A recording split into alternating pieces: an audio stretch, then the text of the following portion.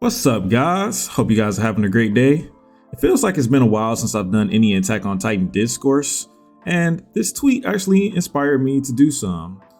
Now, a lot of the stuff I'm going to be discussing is probably stuff you've heard before if you're familiar with my channel, but if not, well, welcome to these arguments that I have.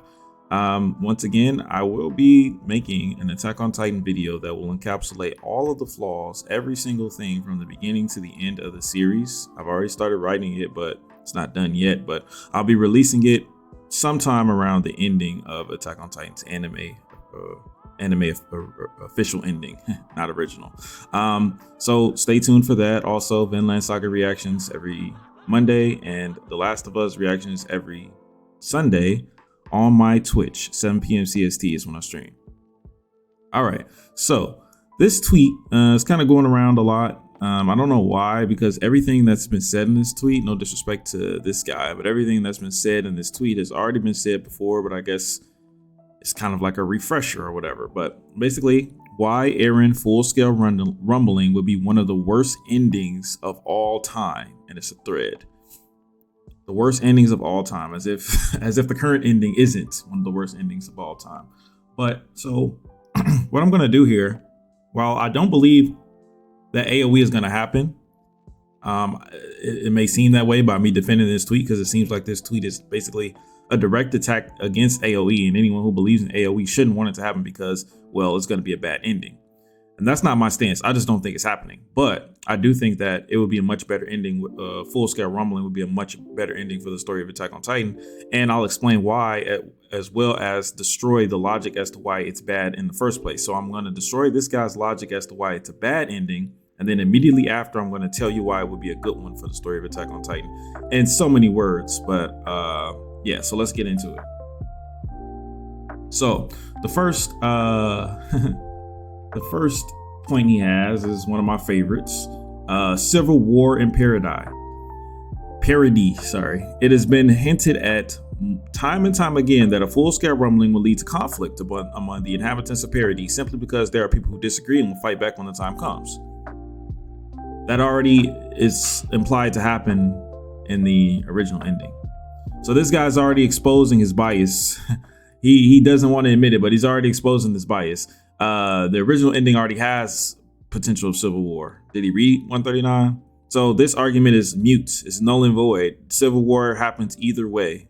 People will have conflict either way. It was not Eren's goal or responsibility to end conflicts for the rest of time. His goal was to end the perpetration of Eldians, specifically island Eldians, because that's where he grew up at, but Eldians in general, who will be attacked and killed based on their ability to turn into titans and nothing else.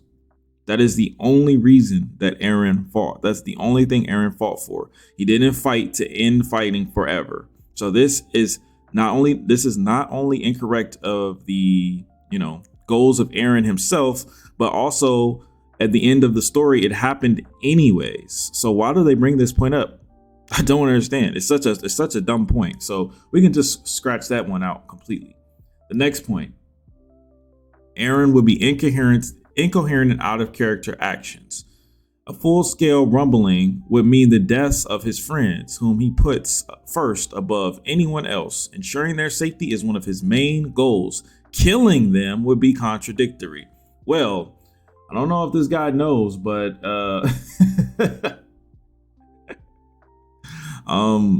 don't know if he's paying really. I don't know if he's reading. Like, I don't know if he read Attack on Titan, but like Sasha is in this panel when he says, "Because you're more important to me more than anyone." He's talking to everyone that's present here, including Sasha.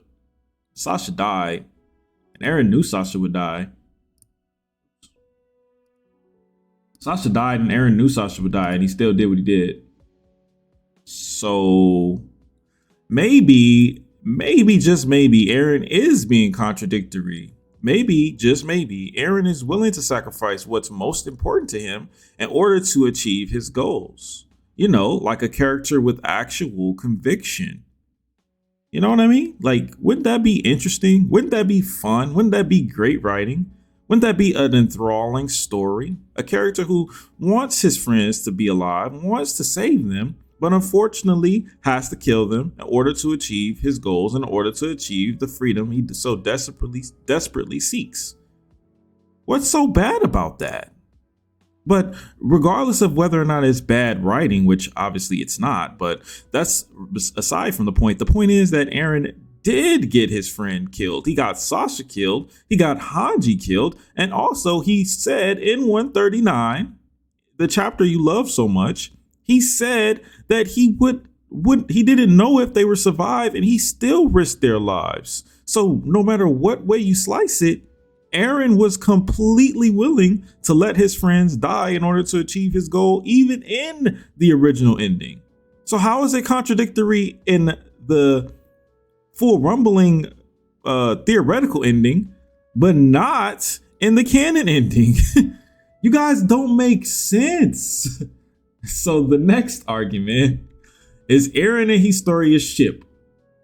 Now, Eren and Historia's ship is not necessarily a must for a full rumbling. What people don't understand about Eren and Historia's ship is that Eren and Historia did not have to have a romantic, Eren, I love you from the bottom of my heart relationship. What they had to have was an understanding of each other, which is in the canon. They do have an understanding of one another. Eren told Historia things he told no one else. Historia told Eren things she told no one else. They understood each other deeper than they did anyone else. That's just the way it is. Eren understood Historia. Historia understood Eren. Now, the thing is, they don't have to be romantic. No one's asking for that. All they had to do was have a baby. You don't have to be romantic with someone to have sex with him. The point is, why would Historia ask Eren his opinion on anything about having a baby if it would solve anything? Why would she do that? She was the queen. She was willing. That's the key word. She was willing to die for the plan. She was willing to do the little 50-year plan. She was willing to have babies and eat them and all that shit. She was willing. Eren said no. Why doesn't she just say, well, hey, Eren, you're my friend. I respect your opinion. But at the end of the day, this is what everyone else wants to do. I'm willing to do it. And this is what we're going to do. And you're just going to have to accept that. Why didn't she say that? Why did she go along with what Eren wanted? She showed no interest in wanting to destroy the entire world the way Eren did. She didn't see what Eren saw. She didn't go to Marley. She just knows the information. And she decided, based on the information that she had, that she was willing to go with the plan to sacrifice herself. But Eren said no, and that's what made her change. Also, Eren was present in the manga. I know they retconned it in the anime, but he was present in the manga for Historia linking up with the farmer who ended up being our baby father. So the question is, why? Why would Isayama do these things if not to imply that Eren was the father of the child? It's kind of dumb honestly that he isn't, to be honest. But hey, it is what it is. But to say this in an alternate universe, after Eren allegedly killed his friends and the entire world's population, returning back to Paradis to grease his baby in Historia will be nonsensical. Why would that be nonsensical? Why is that nonsensical? What makes it nonsensical? Because you said so? I don't get it.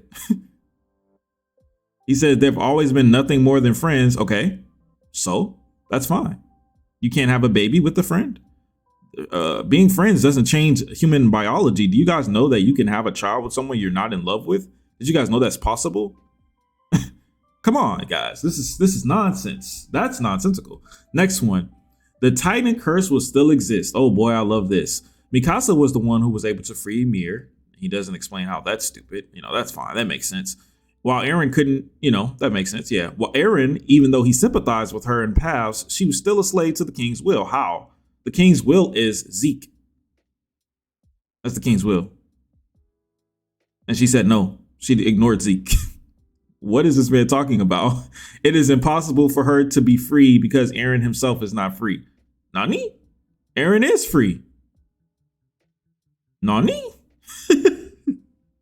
Well, I don't know. I'm pretty sure in chapter 131, when Eren was saying freedom, he was pretty goddamn free. I mean, he was destroying the whole world. I mean, who's more free than the person who destroys the whole world?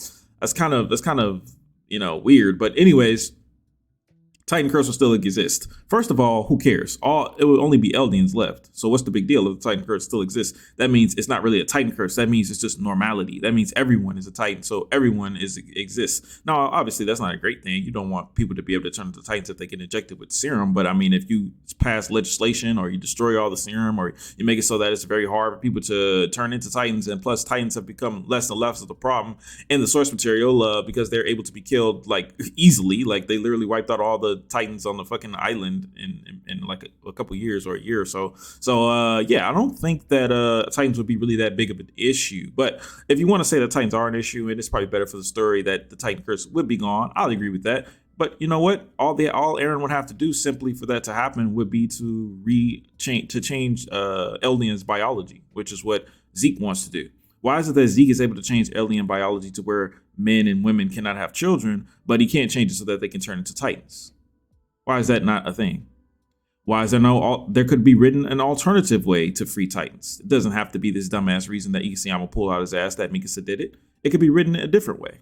It's not impossible. Maybe make it so that once Ymir is freed, all Titans are gone, which is what the original ending was going to be. The theorized original ending was going to be by most of us, is that once Ymir was reborn as Historia's baby, and she named her after her best friend, Ymir, after she was born as Historia's baby, that would free her from paths, and then there would be no Titans anymore because she wouldn't be in paths anymore.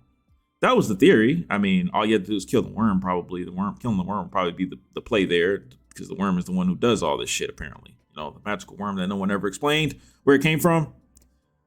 Anyways, the Titan Curse would still exist is a fallacy because it could just be written to not exist in a different way than it was written not to exist in 139. He acts as if the way it was written in 139 was well written. It wasn't, objectively. So it doesn't really matter. You could literally write anything else, and it's either going to be on par or better than 139. So then the next one, I think this is the last one. Yeah. Overall, terrible character conclusion for almost everybody.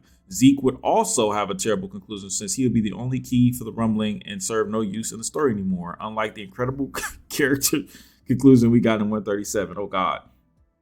Anyways, how does he know that it would be a terrible character conclusion for almost everybody? I mean, I think it would be great for Eren. I think Eren having that feeling of regret and a bittersweetness that he had to kill his lifelong friends, maybe have a couple flashbacks of them, the flashback when they first went to the beach or something like that. I think things like that would be great. Imagine the entire walk Eren has back to Historia. You just see like flashbacks of when he first met Armin, when he first met Mikasa, all the adventures they had together and the fact that he had to kill them in order to, save everyone else. I think that would be a great character conclusion. I probably would have cried. And then you go to Armin and Eren having their final talk, unable to come to terms with one another, but Armin ultimately respecting Eren's decision. Mikasa, asking him, did she always hate him? And he says he didn't, but he had to do what he had to do. And Mikasa saying she always loved him. All this stuff is theoretical. There could be great character conclusions in this type of thing. It's not like these guys are just going to get stomped out on the ground and you don't see anything else and that's it. They're going to obviously have final moments that would still play into the part. No one's saying it has to be they just die and that's it. You can make it climactic. You can make it fun. You can make it a back and forth between Eren and Armin, seeing who wins. Eren and the guys who are fighting Eren, seeing who wins, going back and forth, seeing who gets the upper hand, them having dialogues instead of having Eren be asleep. That would be pretty cool. Like who the fuck wants to just watch a guy be asleep? Like let's talk. Let's this is the final battle of the series, my guy. It's kind of stupid for you to be asleep right now. But yeah, aside from that, yeah, and then Zeke's character conclusion. Zeke's character conclusion was dog shit in 137. It was horrible. It was the worst character conclusion. I'd argue the worst character conclusion of everyone in the story except for Eren. It's terrible. It makes no sense. It makes no sense for him. It diminishes him to be basically just an idiot. Like his whole entire life is basically, you could just change the words in that panel that he's shown here and just say like, yeah, I guess I'm stupid as fuck and I'm dumb as hell and that's it. And I'm glad Armin showed me that leaf. Now I realize I'm not so fucking stupid. All right, go ahead and kill me, Levi. Like, it's just dumb, bro. It's just dumb as hell. And then Levi acts as if he has some type of emotional connection to killing Zeke. Like, that's all his character is worth now, is killing Zeke. Like, what? Anyways, all of these points are terrible. They just assume that they just assume that, like, the last two just assume that they can't be written away. Like the Titan curse wouldn't still exist. It acts like there can't be a new way to remove it. Everyone have terrible character conclusion. That's just a lie. There's literally no way he would know that because he hasn't seen what would have happened. Eren and Historia ship, they always being friends. Doesn't matter. They could have had a baby while being friends. And Eren incoherent and out of character actions is not true in neither the ending that would be theorized nor the canon ending. And the Civil War is also active in the actual ending as well. So basically everything he said was nonsense. Yeah, pretty much. Sounds about right. I mean, it's just too easy to defend to argue against people who defend the ending or try to justify things that are in the ending because they are all rooted in illogical, terrible writing. And I just don't understand. They can't defend these things that I've stated. They can't defend them. So what they do is they attack anyone who tries to change it into something else. And it's kind of sad, you know what I mean? But hey, it is what it is. Like I said, I'm going to release a video. It's my destiny, my goal, my lifelong mission. I will shit on Attack on Titan from the beginning to the end. It will be a well-written, well-concised, well-edited video over an hour long of me destroying the story and what it became post time skip. And yes, a lot of Attack on Titan is bad post time skip, and if you compare it to pre time skip, which is what most people fell in love with, pre time skip Attack on Titan. And that's where we're gonna go with it, man. And this is just a little taste of what I have to say. A lot of the things I'm gonna be saying in the video obviously are gonna be things you may have heard before if you're a fan of my channel. But it's going to be a lot more concise. All the arguments will be there. So whenever you see someone who's like, well, what the fuck? Why do people hate this ending so much? You can show them this video. And if they have the time to watch it, then they can go through and say, hey, man, I mean, I'm going to be making some arguments that are just you cannot deny. You cannot deny. And that's just it, man. It's an objectively poorly written ending. There's nothing you can say about it. It's nothing. It's no argument. It's no defense. And that's it, bro. The only defense is that Isayama tried his best. That's about all I can give you. And trying your best means nothing. It means nothing because at the end of the day, the product is what we got.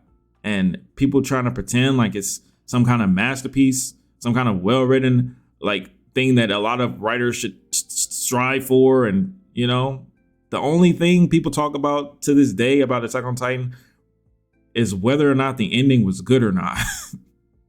That's how you know that shit is trash.